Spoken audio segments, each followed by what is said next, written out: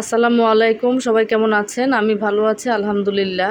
আমার ঘরের এই কর্নারে ফুলদানিটা খালি পড়েছিল, চিন্তা করছিলাম এটাতে কি দেওয়া যায়। তারপর অনেক চিন্তা করে বের করলাম যে বোতলটা কেটে এটাতে মানি প্ল্যান্ট দিয়ে দিই। আপনারা যারা গাছ ভালোবাসেন আমার মতন, আসুন আমি কিভাবে মানি প্ল্যান্টটা সেট করছি আপনাদেরকে দেখাবো। প্রথমে আমি একটু বোতলটা কেটে নিয়েছি, তারপর একটু হালকা মাটি দিয়ে দিয়েছিলাম। এখন গাছটা দিয়ে বোতলটা ভালো করে ভরে দিচ্ছি।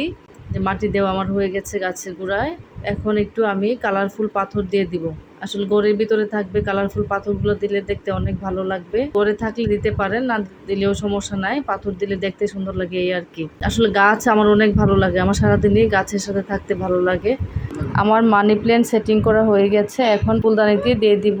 গাছটাতে মাঝে মাঝে একটু পানি দিলেই হবে। আমার মানি প্ল্যান্ট সেটিংটা কিরকম হয়েছে আশা করছি কমেন্ট করে জানাবেন।